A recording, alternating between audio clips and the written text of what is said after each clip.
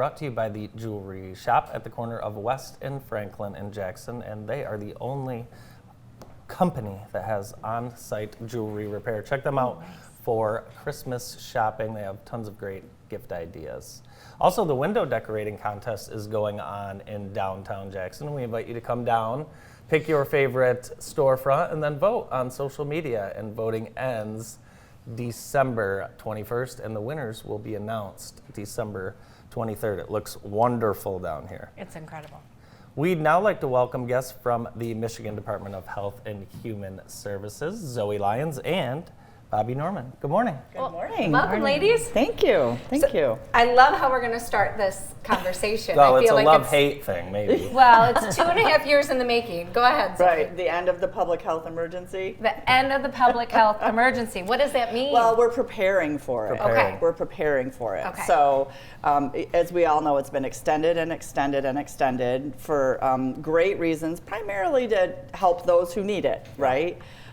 So, as we prepare in our office, there's just a lot of information that we want people to know who might be seeking services or maybe have an open case right now. So there were folks who were able to take advantage of some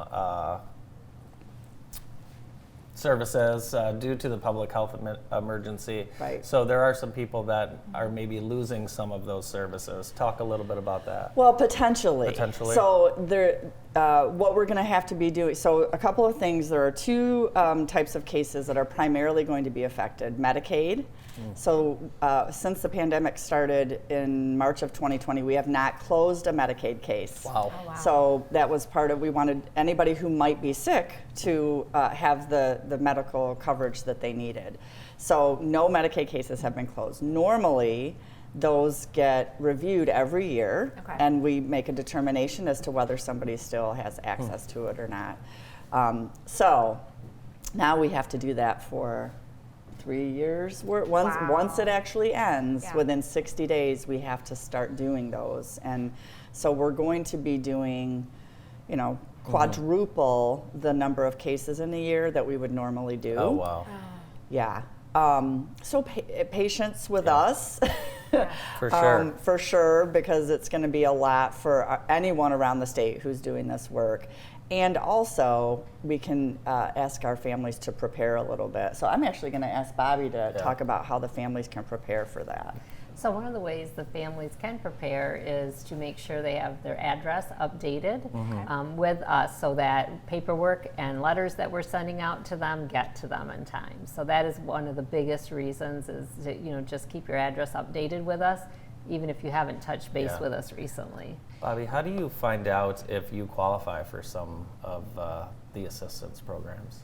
You can go online to My Bridges and just type in that, and it'll come up, and you can apply for all the programs that we offer right there online. That's awesome. Going back to the addresses, so it might be good to remind people that if they receive something from you, to respond promptly. Correct. Yes. Yep. Most of the time there's due dates on everything that we send out, so Okay. it is very important to get those in timely. The other thing is, other than online, you can come to the local office and apply as well if you don't have access to a computer. And I don't know if you know this, but it's not just bills, medical assistance. You guys provide help for everyday needs. Right.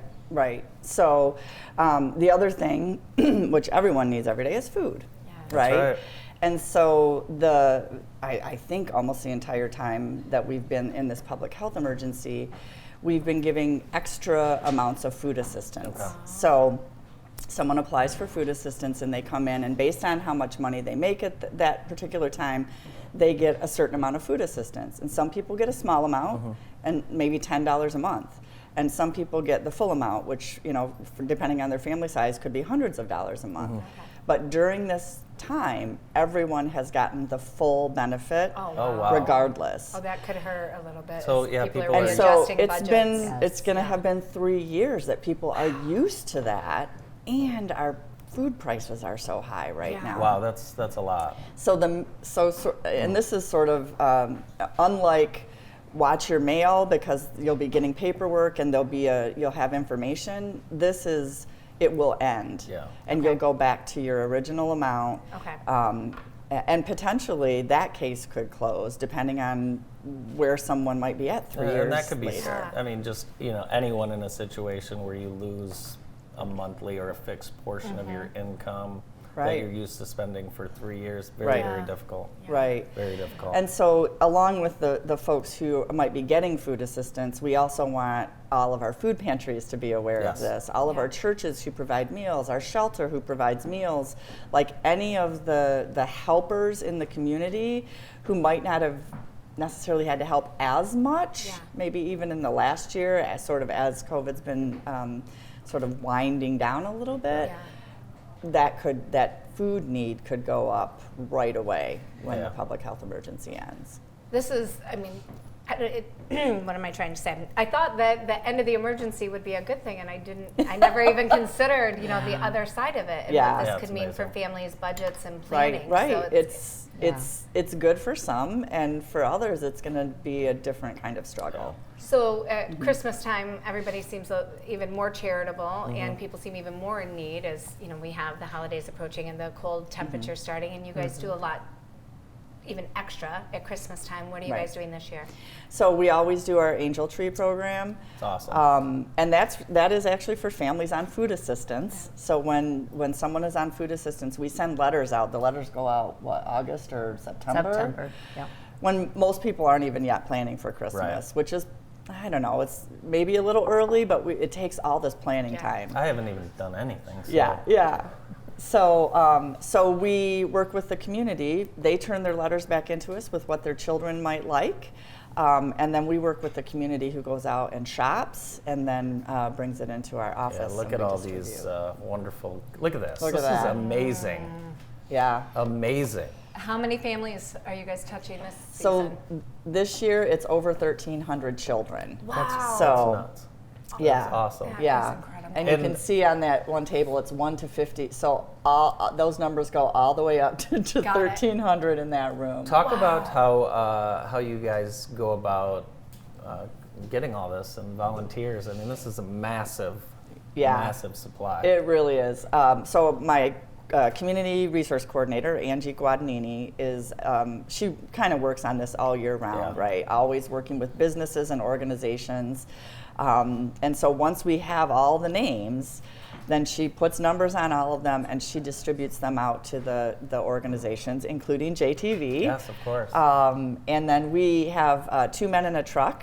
Nice. Are super helpful. So last week, 2 men in a truck took their trucks and they went all over the county, and then they got to our office, and our office staff came down and pulled them all off the truck and put them into the room, and then this week they'll start distributing them. So That's so cool. Fantastic. Bobbie, you wanted to show this. I'll hold this up. Talk about what this is on the website. Yep, so we were notified by the U.S. U.S. Department of Agriculture that there was a couple of scams going on around food assistance. So we wanted to bring that to everybody's attention so they're aware. There's a texting, phishing scam, and then a card skimming operation that's going on. And actually Jackson County has had 2 of these already, so it What's is a card in our skimming, area. Bobbie? So card skimming is when they will get your card number. So like if you swipe it at a store, it's just like a debit or an EBT card. They read Right. it, they get the numbers, they go in, they'll do a little transaction, and then they'll do a big transaction and wipe it out. Because on every receipt, it tells you when you spend your benefits what you have left. So they know to the penny what's left on that card. So the second you have or a lost or suspected breach, what should you do? Yep, so you should disable the card immediately. So you can do that either by calling the 800 number on the back of the card, which is on that paper. It's 1-888-678-8914. You can go on their website on www.connectebt.com and set up an online account. You can see all your activities. You can shut your card off. If you think that it has happened to you, immediately disable your card and change your PIN number on your account. Okay. And then if you are part of the texting Scam, unfortunately, we can't replace those benefits. If you're part of the skimming part, we can replace the benefits. So we would need you to contact the local office to find out what we need to do to take a closer look at your activity and make a determination at that time. One of the other things, the most important thing you can do is on the website or the cell phone app, is you can disable out-of-state benefits. And what we're seeing is most of the transactions are out of state. So if you disable that, and most times people are not traveling out of state and using their food benefits, so just disable it, and then that will go a long way to protect you. And just monitor, be mindful, because it only takes them a minute. They do that one transaction and they see how much there is there, and then they wait the next day maybe and then take the rest. So the sooner you can call, the better off you'll be and not lose as many benefits. So that phone line's open 24/7. Awesome. Great. So if you're hearing impaired, sight impaired, speech impaired, you can call the Michigan Relay Center at 711 and they can help you too. Awesome. All right. Thank you guys so much for being here and all the information today. We appreciate it. Thank you. Thanks. Zoe Lyons and Bobbie Norman from the Michigan Department of Health and Human Services. We'll be right back after this break.